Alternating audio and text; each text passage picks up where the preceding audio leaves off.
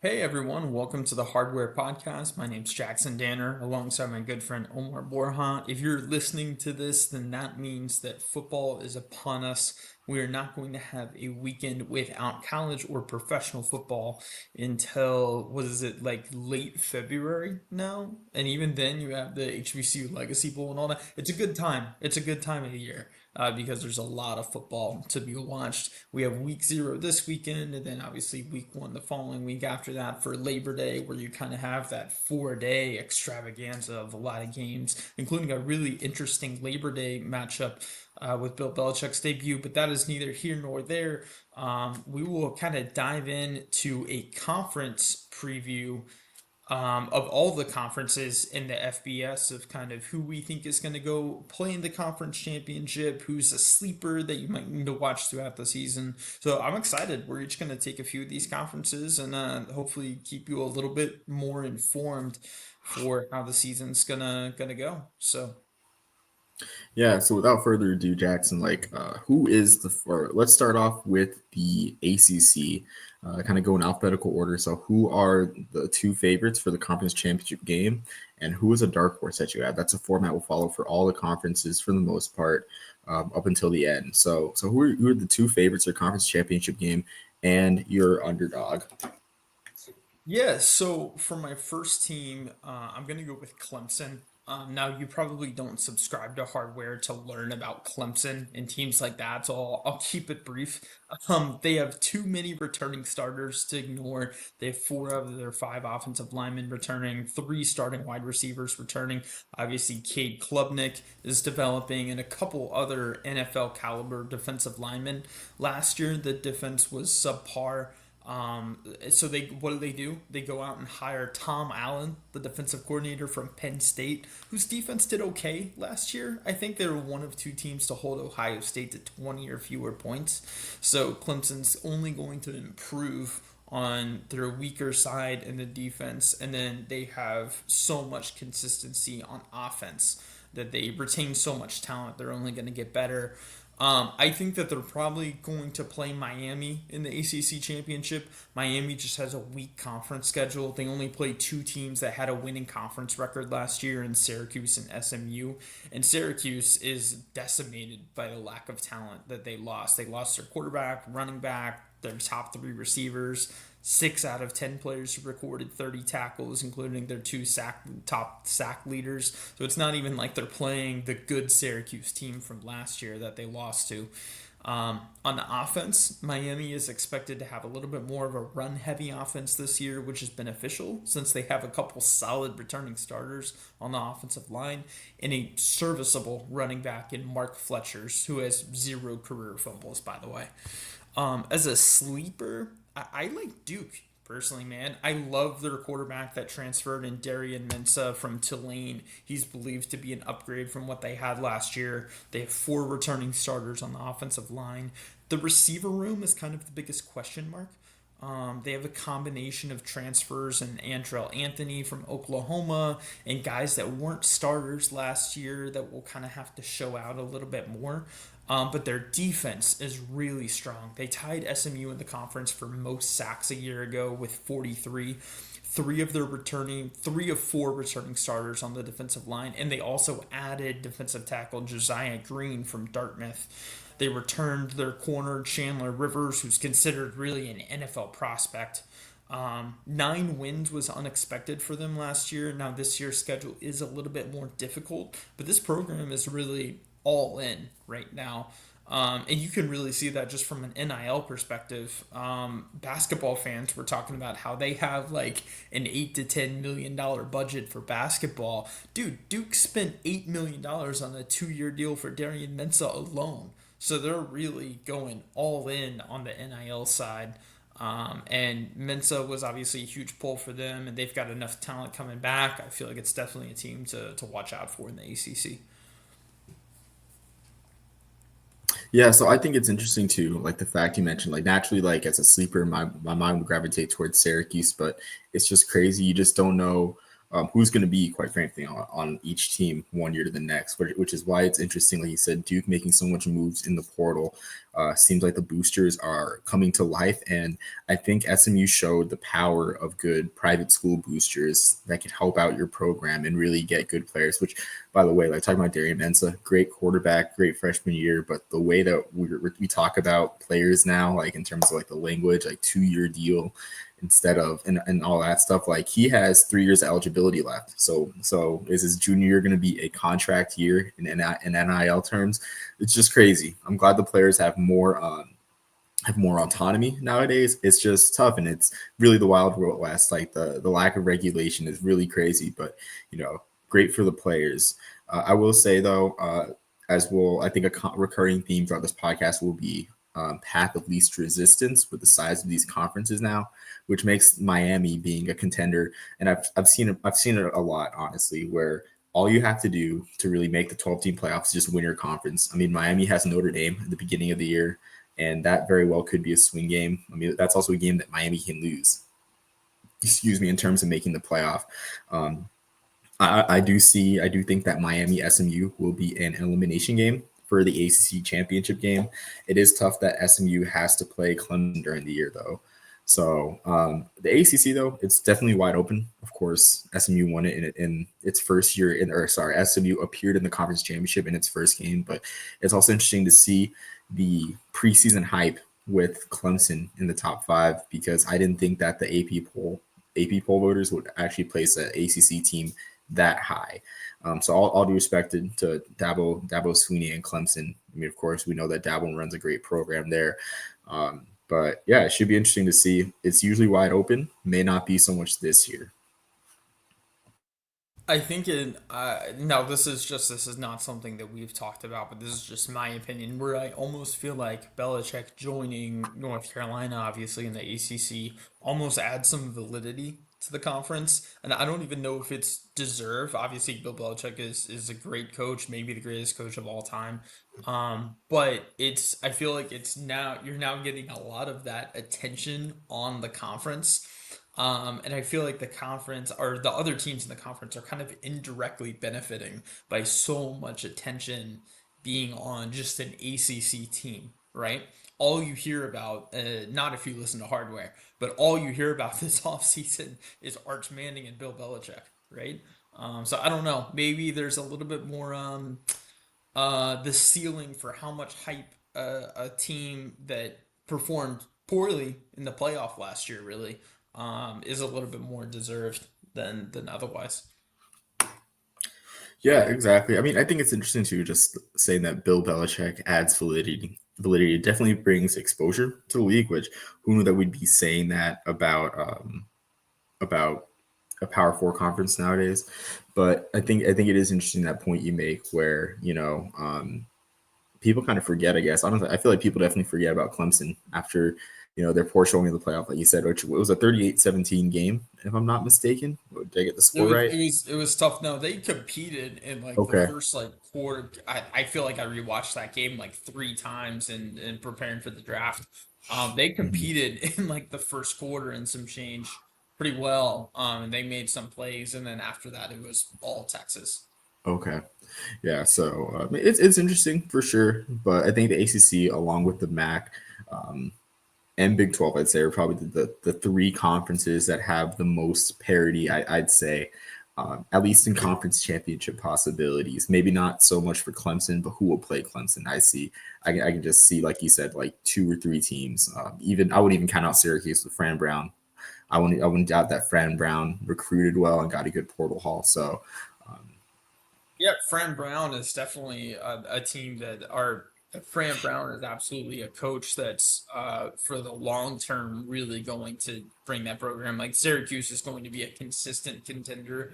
I feel like they just lost too much talent to really put them in this list this year. Um, but dude, there's some teams that are on the up in the ACC. There's obviously, Syracuse and then Stanford, dude. I really like a lot of the things that they're doing. Obviously with hiring Andrew Luck and Frank Wright. So now who knows how long Stanford's actually going to be in the ACC because it just doesn't make sense. It doesn't feel permanent when you talk about it, but Yeah, dude, the ACC in general is a conference that's on the up, if only because they were at rock bottom, with their best team from a couple years ago going 2-10 or whatever it was the following year. So, Yeah. which So brought me so much joy, by the way. yeah. So it's definitely going to be interesting, like you say. Like this conference is all over the place geographically and competitively. So going on to, I guess, the other conference that gets mentioned in the same sentence in terms of Power Four, because we, I guess, naturally college football fans perceive the SEC and the Big Ten as a Power Two, and then in terms of the Power Four, the Big 12 and the ACC fill out the rest. So, what are your thoughts exactly on?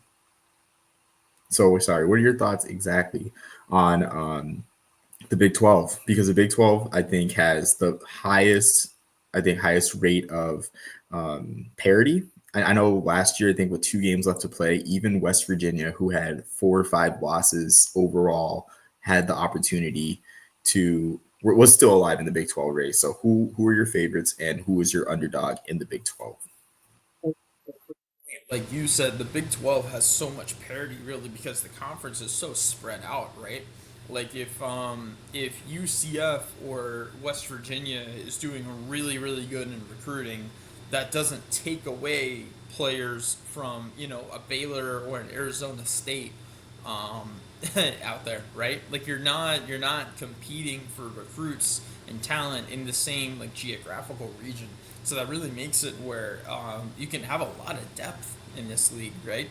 Just because you're not going after the same people and kind of cannibalizing yourself all the time, which makes this conference a lot of fun. But for my Big 12 prediction, I think it's going to be Kansas State, Texas Tech when it's all said and done.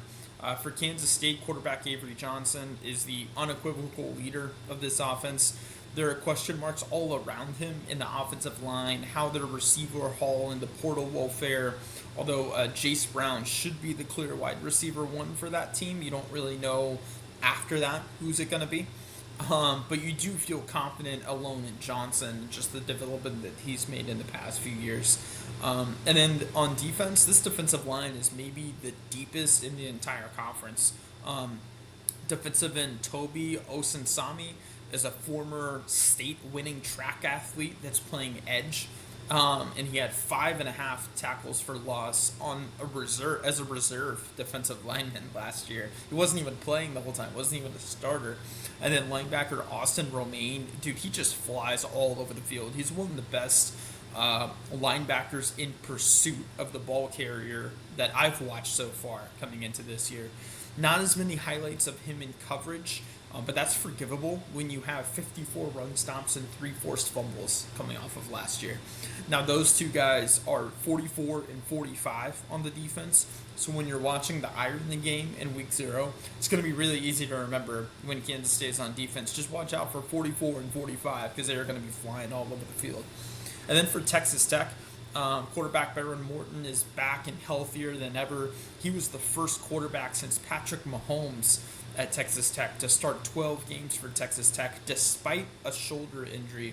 So he wasn't even 100% last year, and he still threw for 3,300 yards through an injury, which is just really, really impressive. And now that he's healthier, should only be better.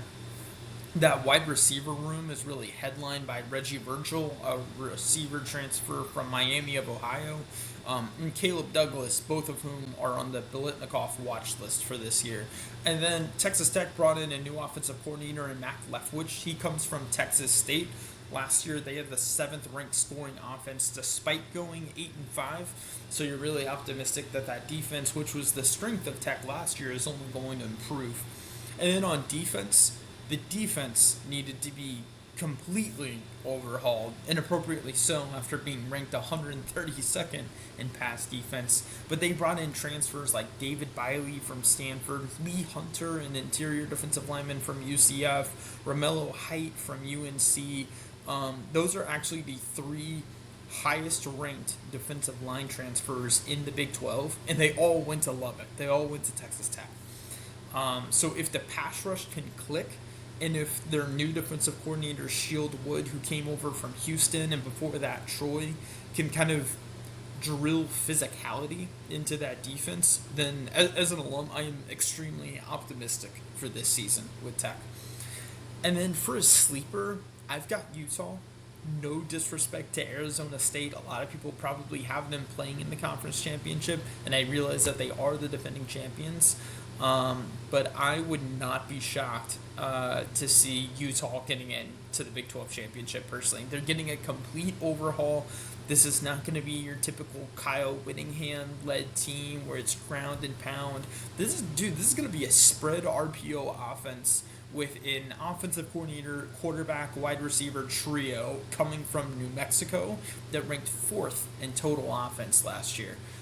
They have two of the best tackles in football. Both of them are supposed to be first round picks. And then on defense, they have legit talent at all three levels, dude. Like, depth is a concern in some spots, but they have guys like safety Tao Johnson, who's a former receiver turned safety that had 6 PBUs and interceptions last year and only allowed 9 receptions, which is just absurd. And as always, the linebackers are the heart and soul of the defense for Utah. That is not going to change this year. Lander Barton is a guy I would like to see take his game to the next level. Entering this year, he's thought of as kind of a late round pick. But dude, coming into Utah because he wasn't a transfer in, he was a 4-star, 240 pound like dual sport athlete with basketball coming out of high school. Like this dude's really athletic, or was at least talked about that way coming into his starting his college career. So if Lander Barton can really if we can finally see that upside, this defense is scary too.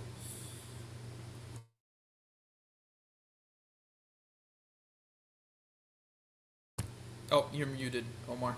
Sorry, I think it's interesting that one team you mentioned of that one team you just didn't mention, of course, was Iowa State, and I know that they lose a lot on offense. But I mean, you have an experienced quarterback in Rocco Becht, as well as just a great defensive haul in the transfer portal. So, but like you said, I mean, the conference is just so wide open to predict a team like Texas Tech that went 7-5 last year, but spent some big money getting recruits. Honestly, through NIL, I know they made I know a huge deal was made about the line, like so. Who knows if they'll make an immediate impact though? That's the tough thing. I think it's always hard predicting conferences in general, just with the transfer portal and even in Texas Tech's case too. Whenever there's young, highly recruited talent or highly touted talent, it's always hard to I guess predict because you don't have much to go off of at the collegiate level. But I mean, it's interesting too because looking at ESPN's preview of the Big 12, the conference or the playoff preview, there's about 5 or 6 teams that Bill Connolly puts in the mix on ESPN, like including TCU, including I think Baylor was there too, which Baylor I know a lot of people are high on too. So it's going to be very interesting. Like the Big 12 is just all over the place geographically. I know I said that for the ACC, but like you said, I really underestimated the impact of not having recruiting battles, especially in the portal era.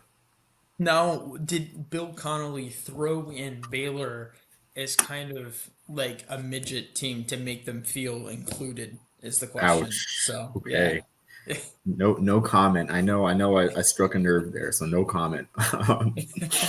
So If you I don't know think that Dave Aranda clip, Google it. Don't Google it. It might ruin your day. It might make your day. I don't know, but yeah. So I think I was talking to our good friend Alec Netterveld, and speaking of Dave Aranda, I didn't realize that he was the defensive coordinator at Hawaii at some point. So definitely I interesting didn't know that collision there. either. Actually, Yeah, I mean, like when he told me that, I was like, wow, like Hawaii had landed him on the staff. So it's interesting. I'm excited to see the Big 12. It's just going to be awkward though if we have a conference championship game pairing of Utah versus Arizona State, or Colorado at AT&T Stadium. It's just really weird. Kind of makes like the Big 12 is just a weird conference to follow for me. Just I know it's a new era of college football, but it's just weird for me. So that's just one of the reasons. Omar, without singing the Big Ten on NBC theme song, tell us who you think is going to play the Big Ten championship and maybe a sleeper to watch. So luckily, the Big Ten is much easier to kind of predict. I got Ohio State and Penn State right now in the Big Ten championship game in Indianapolis. I think, like, of course, Penn State with a shocking, honestly, like, no disrespect to them, I just did not expect them to be the preseason number one team in the country. I'm sorry, not no, yeah, preseason number one team in the country. Of course, they return a lot of talent. There's a lot of hype around Drew Allar. They have a great running back. They have a great backfield with Nick Singleton. Singleton's a Heisman candidate, I think, of course, with a reputation of Penn State running backs.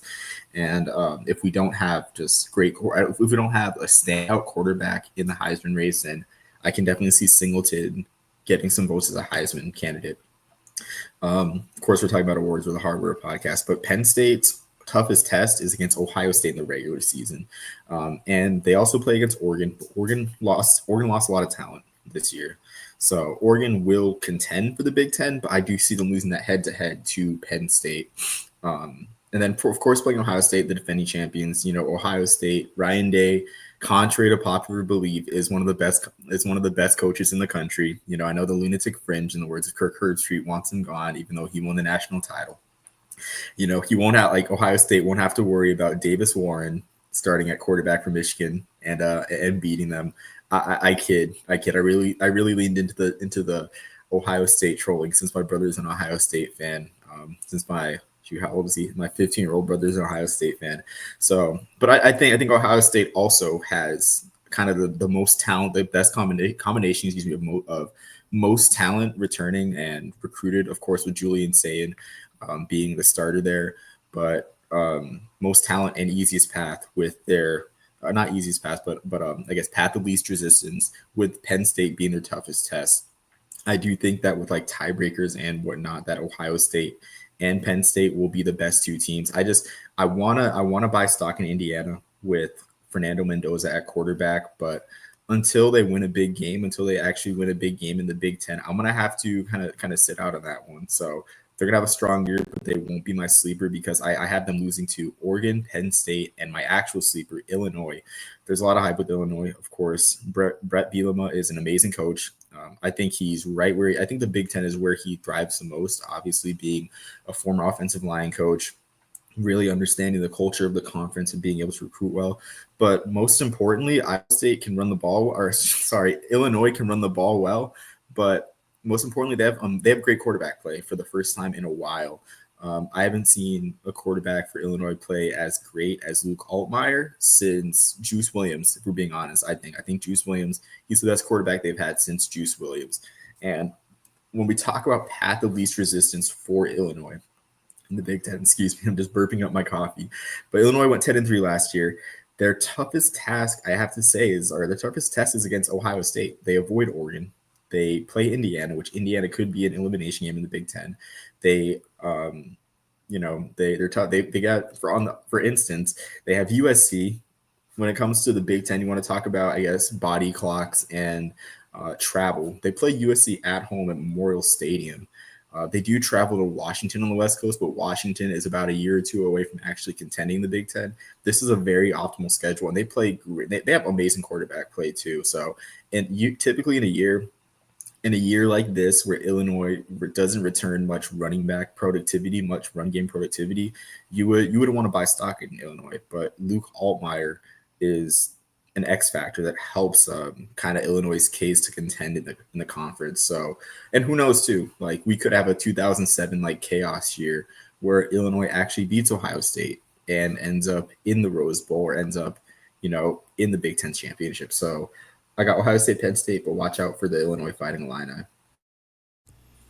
Illinois has so many returning starters that it's so hard to ignore, and they have a couple transfers on the defensive side of the ball too that's really going to help out. But this is like the most, if you're an Illinois fan, this is probably the most optimistic you've felt in your lifetime going into this year with just the level of talent that you have going in.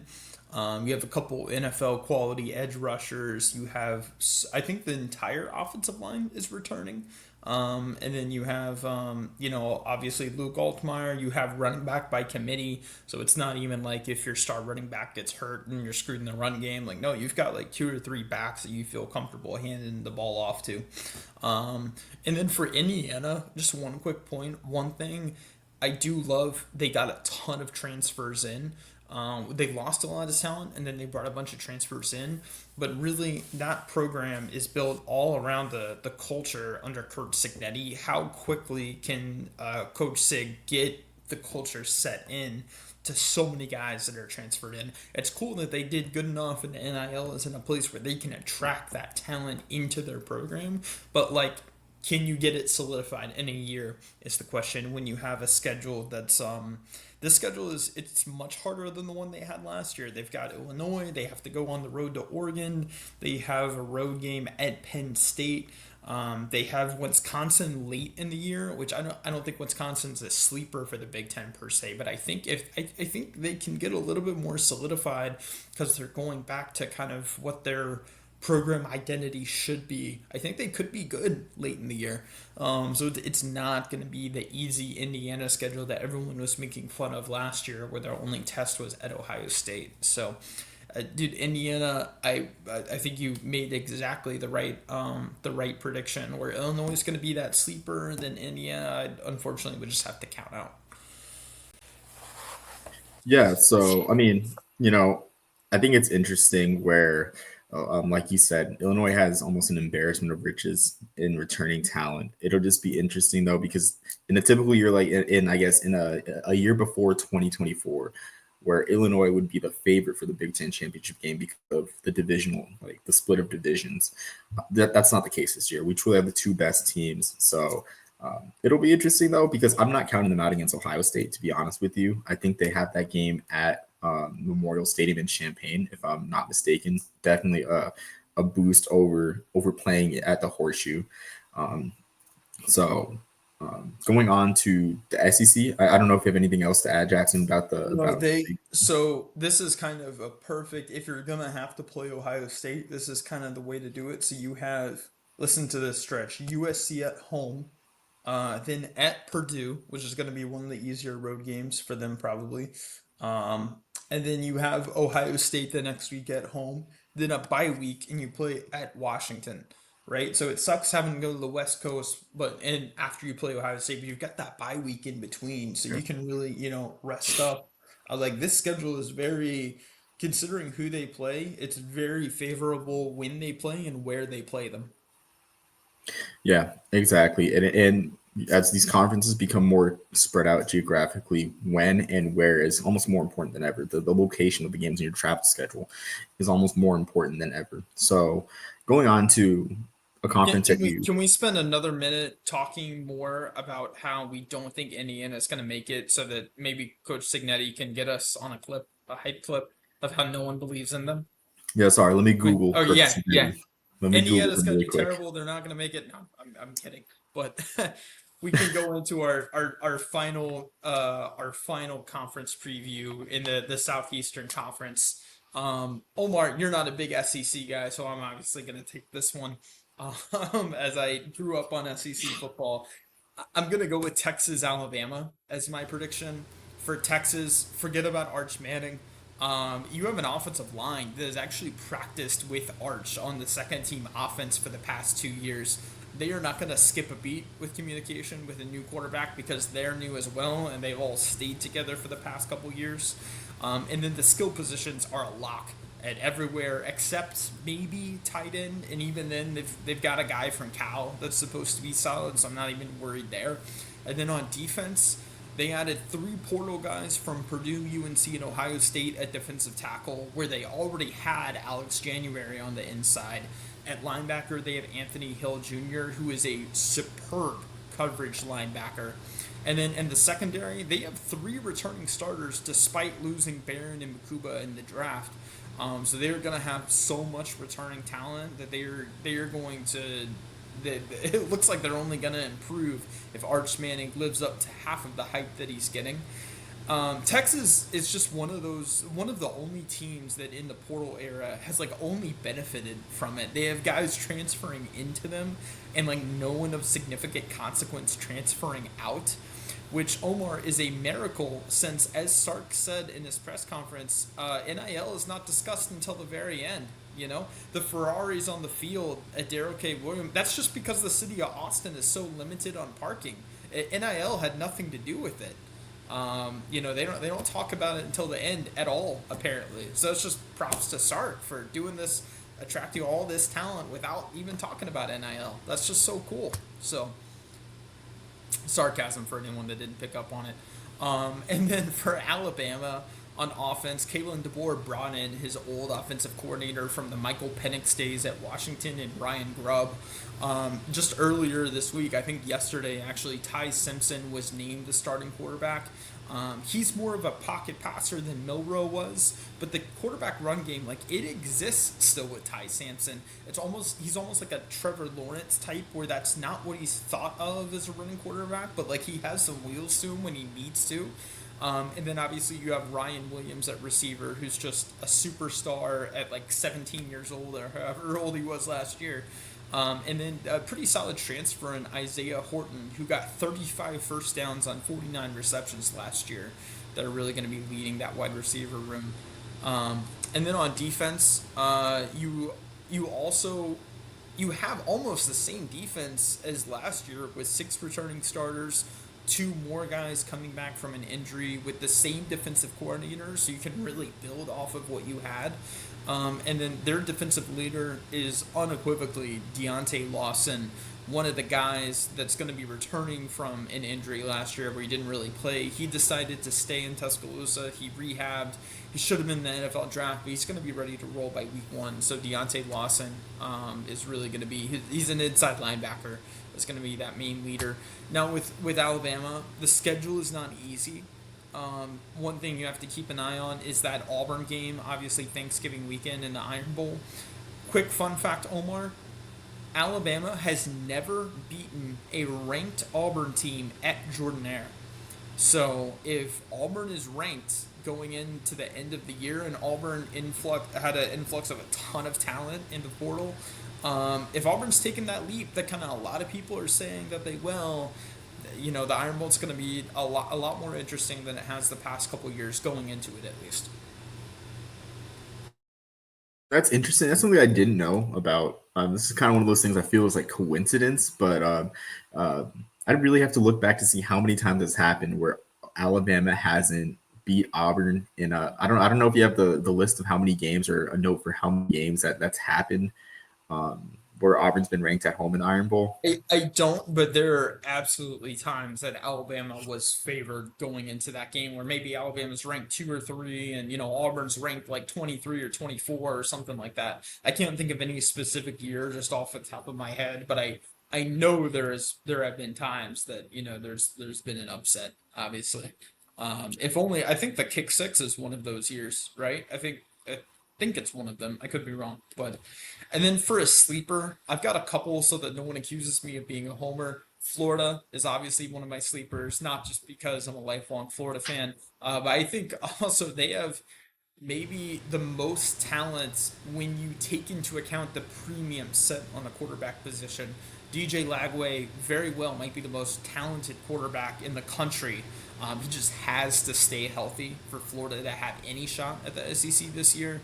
He has four returning starters on the offensive line, including All-American Jake Slaughter at center, and then Jaden Ball at running back, and then two twitchy receivers in Eugene Wilson and freshman Dallas Wilson, who flipped from Oregon at the last second. Just the only thing with Florida is the same thing as it was last year.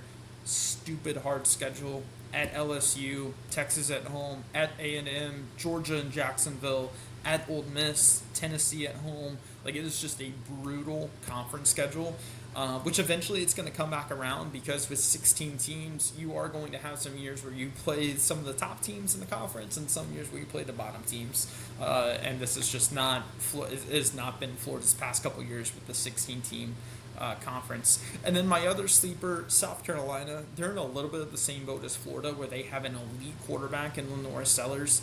Now they do have less talent around Sellers than Florida has around Lagway, but they also don't play nearly as difficult of a schedule as Florida.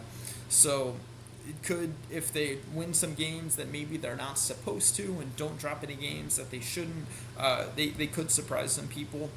I know I'm probably, we're probably going to get a couple comments of why LSU is not on this list. Everyone else is a lot higher on LSU than I am, but their schedule is favorable, I must say, and their portal class is as good as anyone else's. That's right up there with Texas Tech for probably first in the country. So I don't know. LSU could get it going. I'm personally not a Brian Kelly fan, but that's just me. Yeah, so I think it's interesting. So with Florida, like you said, particularly the hard schedule is always an obstacle. Like last year, they had a stretch of death, honestly, with with all the teams that they had to play, and it's the same this year. But Florida is it seems like we finally gotten the ball rolling. They finally gotten the boulder rolling down the hill with Billy Napier. So I'm excited. I'm kind of interested to see how Florida does in that tough stretch of games and that against LSU, Texas, like you said, even A&M, Ole Miss, and Tennessee. I can see in that, for you, for a college Raptors, I can see them losing to honestly Georgia and Texas, and that's it. I can see them going. Um, let me make sure I'm counting right. I can see them going 4-2 in that stretch, which could help a lot. You go 4-2 in that stretch, and only two losses are against Georgia and Texas in the SEC. It almost seems like you're a lock for the playoff. Seems like you're going to be a top seven at large team, one of the seven highest ranked at large teams in the country. Me optimistic is the hardest game in that stretch is Texas, right? And Texas is at home in the swamp. I think it might even be a night game if I remember right. So obviously you have to play LSU on the earlier side on the road. That's not going to be fun. But then you have Texas at home. You go on the road to A&M, which is undecided. It might be a night game. Might be a 3:30 game. And then Georgia. I mean, up until Lagway was hurt, I think they were beating Georgia by 10 points last year. Up until Lagway got hurt, and even then they almost came back without him. Ole Miss is not what they were last year. They lost so much talent, and Tennessee, obviously with Nico Iamaleava leaving for UCLA, like that's not the same Tennessee team that it was last year either. So that it's harder. It's not as hard as if they had this exact same stretch last year. That's what I'm trying to get at. So I am a little bit more optimistic, a lot more optimistic than I was last year. Yeah, I noticed Georgia was omitted entirely from that talk. Is that a partisan move, or No, no. And I was worried about that a little bit. I was like, I'm not even really thinking of Georgia about being in my top two. I was really thinking, Texas, Alabama, LSU, and I know I'm putting Texas in. So between Alabama and LSU, which one am I putting in? Is kind of my thought process going in. And I was a little worried. I was like, do I hate Georgia that much that I'm just leaving them out entirely? But no, they do not have the same depth that they have at defense. They just did not, because they would, restock, reload every single year. It felt like on defense when they would lose, 10 guys on the defensive side to the draft, and that's just not the case this year. Gunnar Stockton it all revolves around Gunnar Stockton of how much success they're going to have this year. He's a Georgia guy, drives a 1970 F-150 or whatever. But he is like he is a legit talent too, right? Like it's not like he's like a Stetson Bennett or one of those guys that just kind of walks onto the program and comes out of nowhere. Gunnar Stockton was considered like an actual talent coming out of high school. He just happens to be like a small town Georgia kid too. So I don't know if Gunnar Stockton in his first year can really get it going right away. For the love of Georgia, then I don't know. Maybe there is a shot that they're like that. But I'm not the only one. At least as someone who grew up in Georgia and hates Georgia and would love nothing more than to see Georgia go 0-12 this year. It is not just me that's leaving them out of the conference championship equation.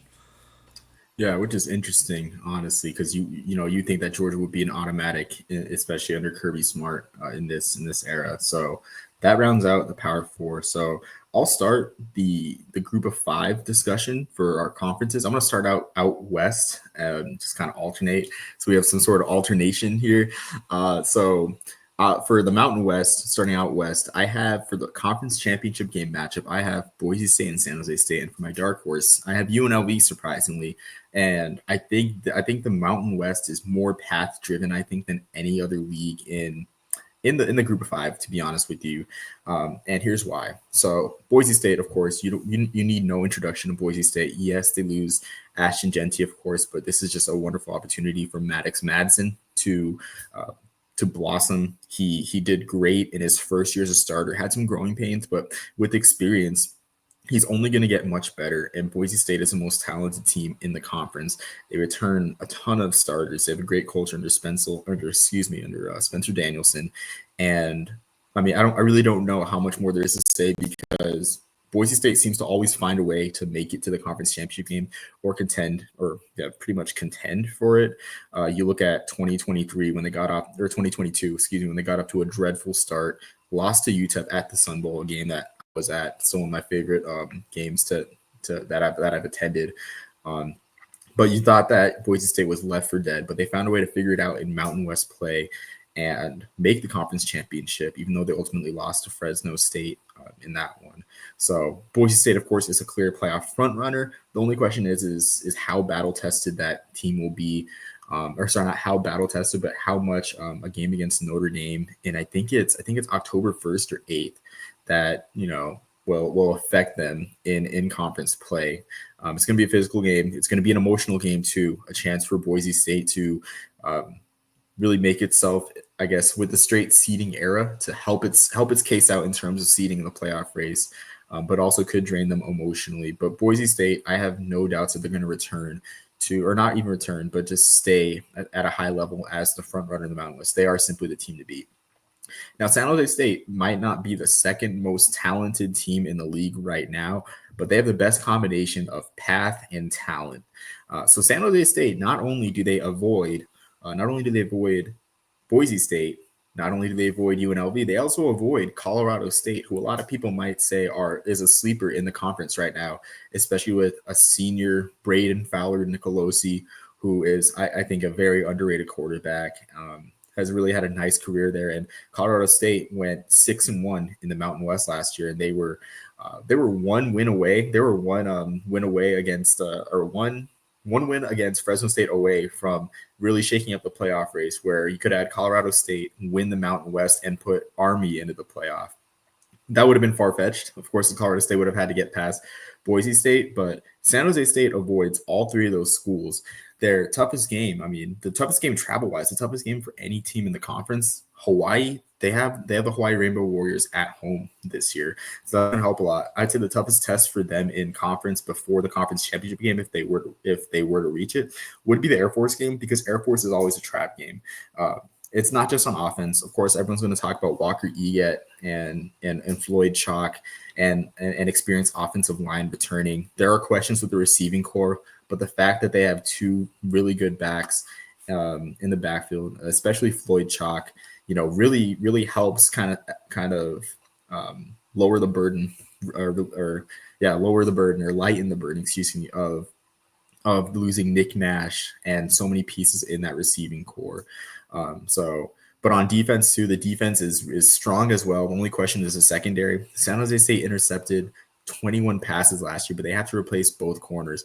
But as long as you have a good linebacker that can quarterback the defense well, like they do in Jordan Pollard, who's an All-American candidate with 115 tackles, I think the Spartans should be fine. So the reason I put UNLV as a dark horse, though, is just because you just can't really tell. This is another transfer portal heavy team, and I know Dan Mullen is your guy for obvious reasons. I'm not doubting that he has great talent evaluation abilities, which is why I have them as a sleeper. I just can't really tell how good this team's going to be. I don't doubt they're going to be good and make it back to a bowl game. I just don't know if this team is good enough now to beat Boise State, which is a key thing, because you could well have San Jose State coast through Mountain West play with an 8-0 conference record, and then Boise State UNLV becomes a conference championship elimination game. I'm really excited about the quarterback race, though, like most people are. Anthony Colandrea versus Alex Orji. when I think of Alex Orji, I think of Dan Mullen using him like he used Tim Tebow back in the day. So I'm excited. So maybe if Orji develops as a passer better, then UNLV could be the wild card of the year in the Mountain West. But I just don't really know how to place this team, and I see it being very realistic that San Jose State ends the conference season undefeated, and UNLV loses to Boise State, which would push UNLV out, even though they might well be more talented than San Jose State. And don't forget, we have Dan Mullen's debut at UNLV actually in week 0. It got moved from week 3 to week 0 because of a scheduling conflict at Allegiant Stadium. So now the real question about UNLV is, Omar, are you going to be eating a Dan Mullen burger that is just a regular burger with a little slider on top with like a little toothpick put in on top to hold it? Are you going to be eating that while watching their debut against Idaho State? If you send me the recipe, because I mean, while I won't be at Allegiant Stadium, like I Allegiant just Stadium I concession have a prices. picture. I don't know. So for those uninformed, there's a whole Dan Mullen menu at like a local bar in Las Vegas that in typical Vegas fashion is just going super overboard with it. And Dan Mullen is picking out the menu, or a couple of menu items at the very least, and one of them is a burger that the topping is like a little slider on top. It's completely ridiculous. So every time I think of, is there a meal that I can line up with a UNLV game, and what better way than his debut against Idaho State? So Yeah, so I mean, like I said, like you sent me the recipe because the Allegiant Stadium like concession prices are wild. Like looking, I pulled up a picture. Um, do you remember just quick, that tweet that went viral a couple years ago that like his buddy, like this guy, he went to a suite for a UNLV game and he got like a pizza and wings, and it was yeah. like a frozen pizza and like chicken tenders. It was like $700 Okay, or I think I something just found it. Yeah, ridiculous. I Yeah, just like that found it. was remind me to eat before I go to a UNLV game. Yeah, but even then, like it's $17 for a grilled cheese for prosciutto grilled cheese at or $19 for prosciutto grilled cheese at Allegiant Stadium. So I'll That's pass. crazy. Definitely eat That's before I crazy. go. So Just go to a game at Mercedes-Benz Stadium, and you can. I mean, it would benefit you financially to take food to go. The prices are so cheap from there. yeah, You just yeah, I've done it. you go to a game and then grab dinner before you go, and just heat it up when you're ready to eat. Yeah, I've done that. I've done. I mean, I've been to Mercedes-Benz Stadium, and it's everything that's cracked out to be in terms of concessions. Yeah, Um, yeah. yeah. And Coastal Carolina is up there too. Oh This you get yeah. food included tickets. So that's enough concession talk. Um, but we will move on. What's the next conference that we're doing for the group of five? So it was Mountain West and then So we'll go American Jackson because okay, Mountain West and the American are the clear top two conferences at the moment in the group absolutely. of five. So we'll go with the So American next. so my prediction for the American is going to be not the American Athletic, by the way. That's going to take me a while to get used to. That now they're just the AC, I guess, or just the American, whatever you want to call them. My prediction is going to be Tulane and Memphis. For Tulane and their offense, obviously quarterback is going to be the biggest question in losing Darian Mensa, but they do have a couple transfers in Bretta Sullivan from Iowa, Donovan Leary, who is a backup at Illinois, Caden Samanza from Ball State. All three are really competing for the job. I don't know if they've named a starter quite yet. And then the left side of the offensive line stayed, and then center and the right side are all new. And then they lost their top five receivers from 2024, so they are losing a lot of talent, but they are hopefully restocking on a lot of things. The defense, though, is what really sells me on them. The defense is where you should be optimistic. Their defensive line is in really good shape with a handful of transfers. Four of their leading five tacklers returned. So Tulane, I think, will have it figured out. But it's just a matter of how quickly a lot of the guys can gel, just because they've got so much of an influx. But you know that the culture is in a good spot for Tulane for sure. For Memphis, Memphis has a power four level talent on the roster. On offense, quarterback Brendan Lewis, a transfer from Nevada, and before that, CU Boulder. He's is really a dual threat guy who has a lot of experience being on a couple teams before. And this is the best team that he'll have played on, so his level of play will only elevate because of that. Hopefully, he was really good at Nevada, but there just wasn't much around him. So hopefully that'll change now being on a talented Memphis team. And then on defense, there are really three names to remember. Will Whitlow, a defensive end who actually entered the portal, got offers from Penn State and Oklahoma, and then decided to come back. He's actually their only returning defensive starter. And then Everett Rasaw, an outside linebacker who transferred from UNLV, where he had 75 tackles and 3 sacks last year. And then Cortland Mash, a safety who was injured most of 2024 and then came back and had an amazing 4 game stretch to end the year. So between Whitlow, Rasaw, and Mash, I'm really optimistic that you have one really uber talented guy on each level of the field on defense, that the team's going to be talented enough to make the conference championship. And then for my sleeper, I've got USF. I've been a huge fan of Alex Goldish ever since he started there. And now on offense, you have a quarterback battle between Byron Brown and Bryce Archie, who led the team to a 5-3 finish last year, which is a good problem to have when you have a guy who was expected to be the starter, got hurt, and then you have the backup come in and takes your team to 5-3, right? And then you have to decide between both of them the following year. Neither of them transferred, which is awesome. And then Kashawn Singleton is a huge name to watch. Maybe even a Biletnikoff group of 5 name to watch. It's Lofton on out there. And then the offensive line that might be the team's biggest strength. So they return all 5 starters and have a combined 87 starts, which in this day and age where everyone's moving everywhere, consistent offensive line play is such a premium and such an advantage that is, I mean, a combined 87 starts is just spectacular. On the defensive side of the ball, they produced 32 sacks last year, and then the linebackers are going to continue being the heartbeat of the defense. They have returning talent in the secondary. They have a solid transfer from Texas A&M and Josh Salazar at defensive end. So USF could be set up for success. If I'm a USF fan, I kind of want to squeeze out probably the last year or two I have with Alex Golesh, because I can't imagine he's not going to get a Power 5 or a Power 4 job in the next couple of years. But now the only thing with USF is that their non-conference schedule is no joke. Obviously, for conference championship contention, that's not really relevant. But they have Boise State at home. They play on the road at Florida. They play on the road at Miami. So you worry about injuries, kind of getting beat up mentally, playing 3 games as difficult as those. But their conference schedule isn't bad. They play at Memphis and at Navy. Those are going to be their 2 toughest battles. But this is really a win now window for USF, before, like I said, Golish is probably going to get a job somewhere else at some point soon. If their schedule wasn't so hard, I'd say Tulsa too. By the way, Tulsa is the team I considered having my sleeper, just with the Trey Lamb hire. That culture is going to do a total 180 in the next few years, but I'd say not quite yet. I'd say USF is the main team to watch out for outside the top 2. Yeah, I think it's interesting. Well, I think the disinclusion of UTSA is an interesting pick, I think, because they return a lot on offense, and I understand that they only have 2 returning starters on defense, but you can't ask for a better draw in terms of where they play their toughest games.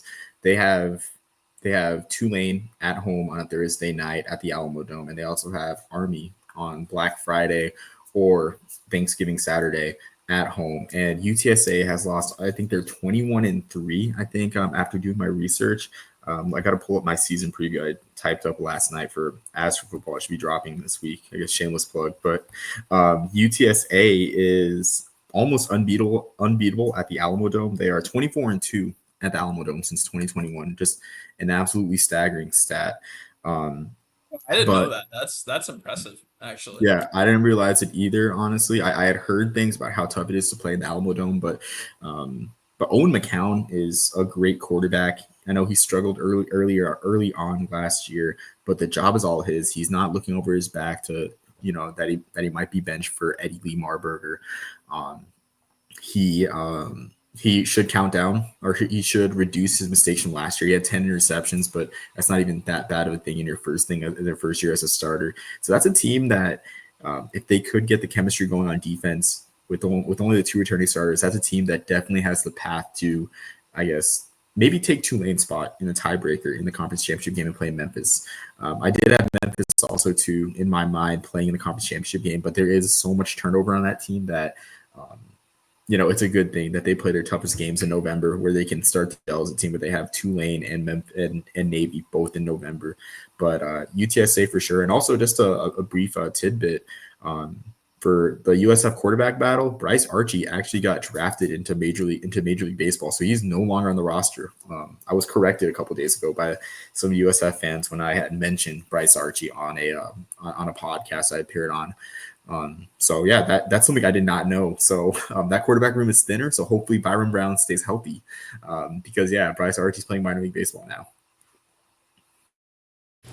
Wow, I didn't know that either, actually. No, with UTSA, I mean, they have pretty much all of their offense coming back, right? I think, yeah, so 11 of the 12 players who were on the field the most last season came back, which is insane. So good for them having that. But yeah, you hope the consistency on offense, and then I know that they have transfers from Alabama and TCU on defense, and a couple guys. Looks like Vic Shaw is supposed to be good. Just looking at my just quick notes for them. Yeah, hopefully UTSA does really well. I did not know that though about their home record. That is very Yeah, impressive. it's really crazy. So going on to the group of five, but kind of staying in the same region. Excuse me, coffee burps, but staying in the same region. So we have the Sun Belt. The Sun Belt is the most unique conference in the group of five in terms of its structure. For them, they have divisions. They are the last conference in the FBS to have divisions, and probably, if I'm looking at D1, one of only two conferences to have divisions, with the SWAC being the other one, of course, being at the FCS level. Just adds a different element, because to have a true shot at the conference title, you only have to be better than six other teams realistically than to make it to the conference championship game. So you just got to be better than your division. So starting off out west, the West is really wide open. You think of the West, you think of two teams that really are the favorites out there. Texas State, you know that Texas State's going to have a strong transfer portal haul under GJ Kinney, and then Louisiana was the defending West champion last year. Of course, they lost the conference championship game to Marshall, um, but for me, I had to give the edge to Louisiana over Texas State just because of the returning experience. They have seven starters returning compared to five for Texas State. But on offense in particular, this is a program that hasn't undergone a system change since Billy Napier took over. I forgot what his first year was. I want to say it was like 2018 or so, 2017, 2018.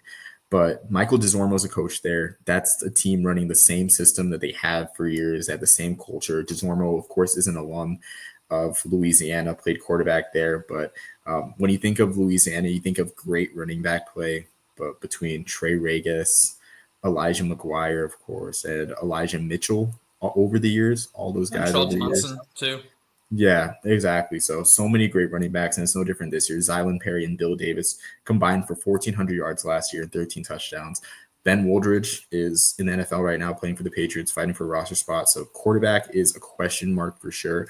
But having those guys at running back kind of ease the transition helps Louisiana a lot, which is why I have them having the edge over Texas State in the West. On the East, there's questions with James Madison in terms of Alonzo Barnett's health from a torn ACL, but luckily they have great quarterback depth with the very polarizing Matthew Sluka playing quarterback in Coach Bob Chesney's system.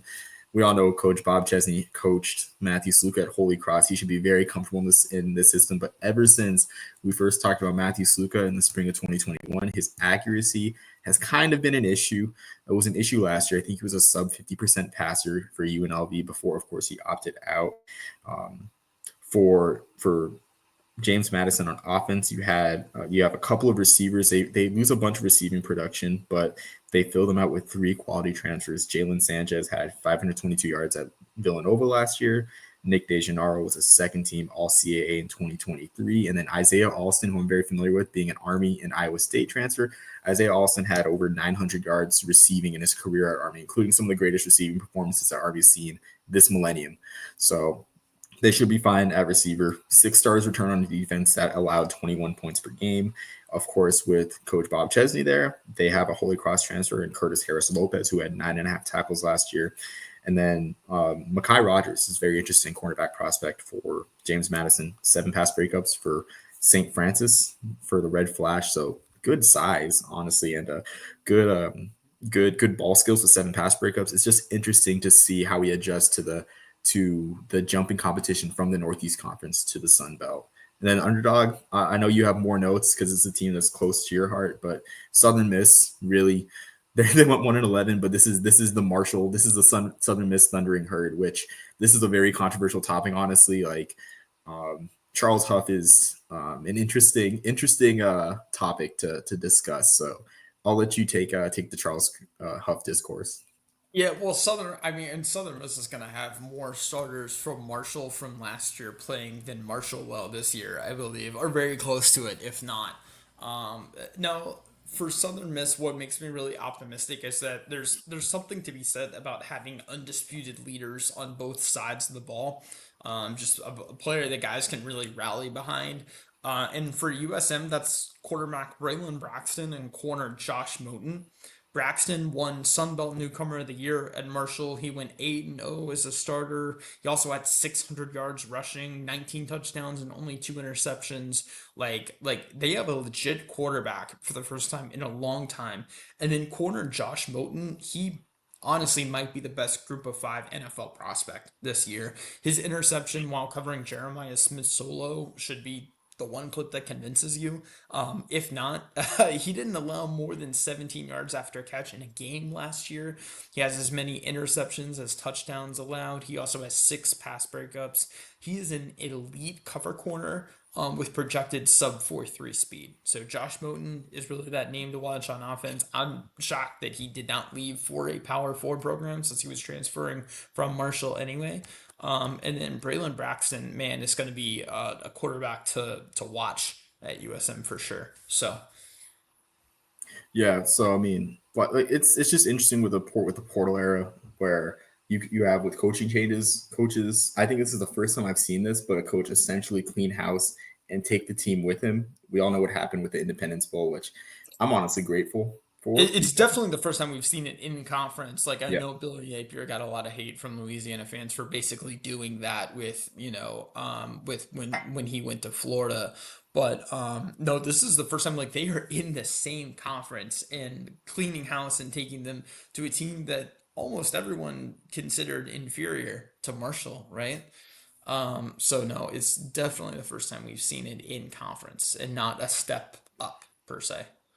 yeah, exactly. And I think in Phil Steele's Sunbelt preview, he had Marshall, I think, as either second to last or dead last. It just shows you just a drastic change for both programs Yeah. in that conference. So very interesting there. I do think that the West will be very wide open and entertaining, honestly, more so than the East per se. Even though Georgia Southern too could be a team that you could list as a sleeper with Clay Helton getting more comfortable and that system truly being implemented at Georgia State, the non-option pass happy system that they have, which seems to be working out. So going on to the final conference, probably the hardest one to discuss or hardest one to prognosticate because predicting the MAC is like predicting the weather each day. The conference has a very competitive makeup with all the teams close together, and like you said, Jackson, there's a lot of recruiting battles due to the tight footprint. There, a lot of schools are fighting for the same recruits. You have a lot of really seasoned coaches that you can't count out. I did an Eastern Michigan preview for Hustle Belt that will be published at some time this week in the next couple of days. But Chris Creighton has been there for 12 years. He recruits the conference very well. He finds a way. And I think MAC coaches in an anonymous survey had the same sentiment where it's like those guys are scrappy. He's like they don't play dirty, but there's something about them that keeps them in games. And then Chuck Martin at Miami of Ohio has been there for 12 years. He also knows how to coach the conference well. You can't count him out. But I think it's the clear cut two teams that have the most talent returning and have the highest ceiling are Buffalo and Toledo. So that is who I have in the conference championship game. Toledo, of course, they returned Tucker Gleason, who is very experienced, has had a great career at quarterback, and it really all starts there at the quarterback position. as we all know. But Gleason has the most experience of anybody in the conference, really. He's an all conference candidate and should do a lot there. And they also have a very good returning. So they have also a lot of returners on defense, including in the secondary. The secondary may not have Quinion Mitchell, from a couple years ago, but but they do have a couple of returnees, which I had on my laptop here. But they have Avery Smith and Nasir Bowers. Smith, who had broke up 14 passes, who he very well could have a trajectory like Quinion Mitchell, broke up 14 passes. And then Nasir Bowers had 44 tackles and 2 picks. And then they also returned an all-max safety and Brandon Owls. Just great talent on defense. And this is a team that could have a season like 2023 Toledo did, where they only lost. I guess they were pretty much a New Year's Six candidate, and their only loss until the MAC championship game was a last-second field goal loss to Illinois, to an Illinois squad. So very, very great team, and a team that is consistent. Toledo is definitely the class of the MAC. Buffalo is a very intriguing team because they went 9-4. They beat a very good Liberty team in the Bahamas Bowl, but they returned so much talent on offense and on defense, and they received Traquan Robertson, who was recruited by Penn State, of course, has experience at UConn and showed flashes of greatness for the Huskies. But on offense, that Buffalo's going to have really good running back play. On offense, they return Aljay Henderson, who was one of 4 1,000-yard rushers for Buffalo. They return a lot of pieces on the offensive line. They return a couple pieces on the offensive line. I should say Kalen Shepard, a starter from last year, who was really solid for the Bulls. And then on defense, too, yes, they lost Sean Dolak, who had 168 tackles last year. But how would you like to return someone with 158 tackles anyways in Reed Murdoch? So this defense is going to be just fine, honestly. And, I mean, Murdoch may even have more tackles than Dolak last year. If you find a way to have 158 tackles while your the linebacker that lines up next to you has 168, I'm going to be honest. I would not be surprised if Murdoch has 170, 180 tackles. I'm not going to say 200 because that's a very high number, but it very well might seem that way, that he could have 200 tackles. But Buffalo is the most talented team there is. I mean, on the defensive end, Kobe Stewart had 9.5 sacks last year. So this is just an embarrassment with riches. And now they continue to have great quarterback play with Traquan Robertson. I'm excited to see what he does there with his dual threat capability. But man, this is just a great team. And we've never had a Toledo Buffalo MAC championship matchup. For underdog, really, you can put any program there. I put Central Michigan just because I'm really interested to see what Matt Drinkall, former Army co-offensive coordinator, does with his power spread. He already has 2 tight ends slated to start. Joey Labas is an experienced starter for the Chippewas. So that should kind of ease the transition to this new unique scheme. But if you can run the ball well, limit your opponent's possessions, you're going to be in a lot of games. So Central Michigan is my sleeper. But the MAC, man, even if Toledo and Buffalo are the 2 most talented teams, we might not even see that matchup. There's a high chance we might not even see either of those 2 teams in the MAC championship game. Real quick, so for Sean Dolak, that talent translates too, because he actually has for preseason NFL football a lot of what you measure stats are per half, right? Because a lot of times players will only play a half, and then a separate squad or a separate set of talent will go out for the other half. He has 11 first half tackles through 2 preseason games, which is just awesome. That Dolak is carving out a spot for himself on the roster. It looks like hopefully are definitely going to make the first cut or 2. And then for a sleeper, for me, I'm going to go with actually Bowling Green. Obviously, under new head coach Eddie George, that's going to be a lot of hype. But they have a transfer quarterback that has had stops at Notre Dame, Arizona State, Missouri. So he's seen a lot of Power 4 football. They have an FCS All-American transfer from Dayton at linebacker.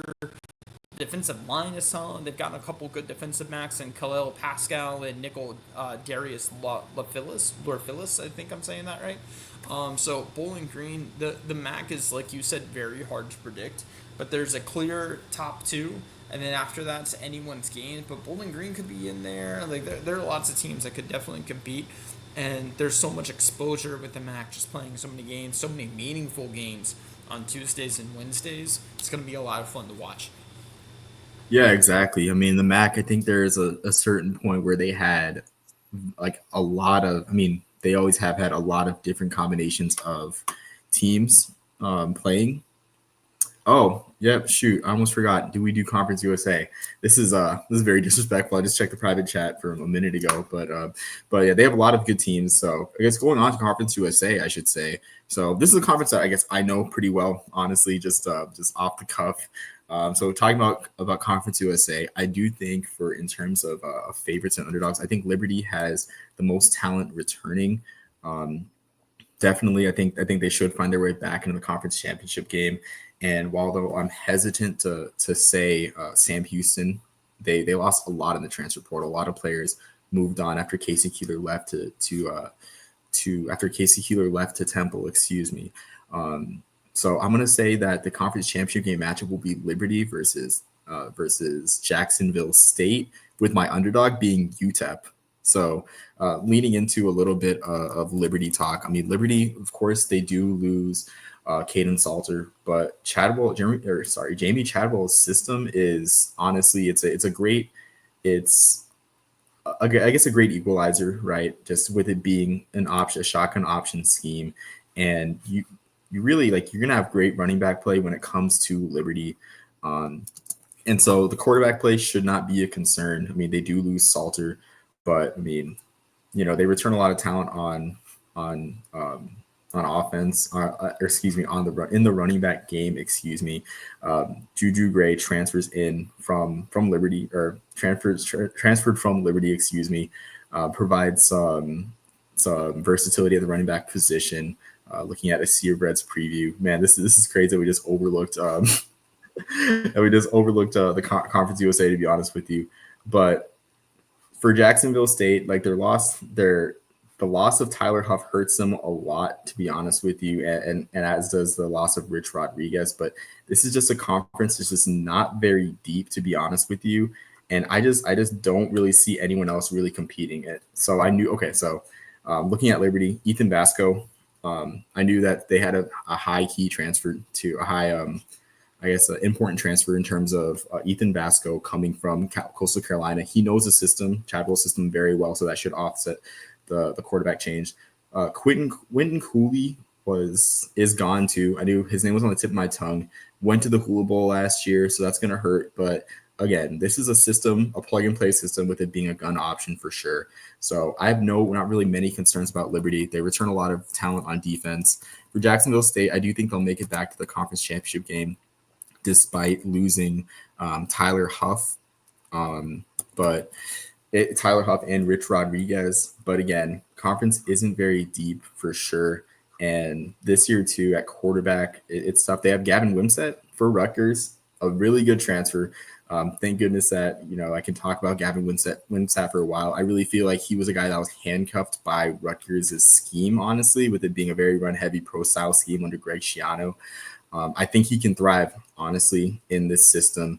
And the defense has a lot of talent returning as well, particularly Jawan Campbell, who had 47 tackles and 8 TFLs as a freshman, and he'll only get better. So as for UTEP, the big story right here is, second year in their second year in this new scheme after kind of going through the pain, going through the growing pains of transitioning from Dana Dimmel's power kind of scheme, power spread kind of scheme, to Scotty Walden's more wide open scheme. But Malachi Nelson is definitely the X factor there. Honestly, he's a former 5-star recruit. I think anytime that you see quarterback talent that at that level coming to Conference USA, I think that definitely makes them a front runner for the conference, to be honest with you. So I also like their schedule a lot in conference. They host Liberty at the Sun Bowl. They host Jacksonville State, and overall, there really isn't much depth in Conference USA.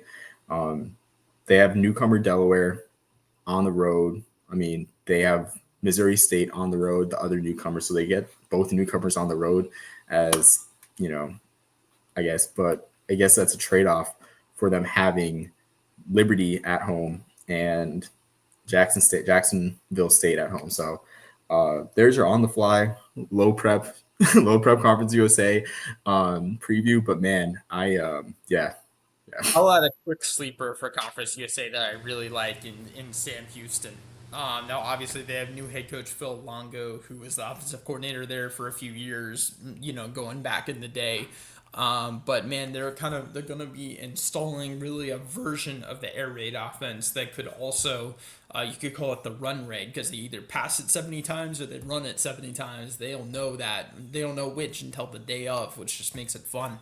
But usually I have some hesitation when we're talking about installing an air raid offense in the first year, but you are retaining your quarterback and your top two receivers from a year where you went 10-3. So I'm optimistic that they'll be able to make it work.